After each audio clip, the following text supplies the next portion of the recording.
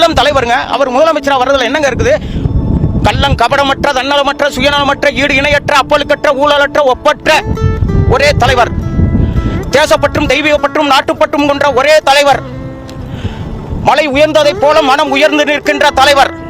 பனி துளிகளை விட பரிசுத்தமான தும்பை பூவை போல தூய்மையான உள்ளம் படைத்த தமிழக மக்களுக்காக உழைத்துக் கொண்டிருக்கின்ற அருமைமிகு பண்புமிகு பாசமிகு மக்கள் தலைவர், வெற்றி தலைவர், கழக தலைவர், மக்கள் தலைவர், தங்க தலைவர், இளைய தலைவர், சிங்க தளபதி சிம்மாசனம் போல் செயின்ட் ஜார்ஜ் கோட்டையில் அமர்கின்ற காலம் வெகு தூரத்தில் இல்லை. அதனால நான் மட்டும் இல்லைங்க, என்னை போன்ற வயதில் உள்ளவர்கள் நிறைய பேர் இந்த கட்சிக்கு வர்றதுக்கு தயாரா இருக்காங்க.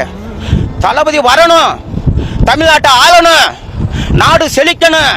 தமிழக வெற்றி கழக தலைவர் தளபதி அவர்கள் மீதும் தமிழக வெற்றி கழகம் என்ற மாபெரும் பேரியக்கத்தின் மீது வச்சிருக்கிற மரியாதையை காமிக்க வந்தேன். 2026 தமிழக வெற்றி கழகத்தினுடைய ஆட்சி, அதுக்கெல்லாம் நாளை கூட போகும் கூட்டமே அதற்கு சாட்சி. உங்களை நம்பிதான் இறங்கி இருக்கிறேன். கட்சியில என்ன கவுத்து விட்டுற மாட்டீங்களா? இன்னும் டவுட்லாம் இல்ல, சும்மா நம்ம ஒண்ணு செய்யணும்னு நினைக்கிறோம், பார்த்தா நம்மளுக்கே ஒண்ணு செஞ்சிடறாங்க. உங்க விஜய் நான் வரேன்.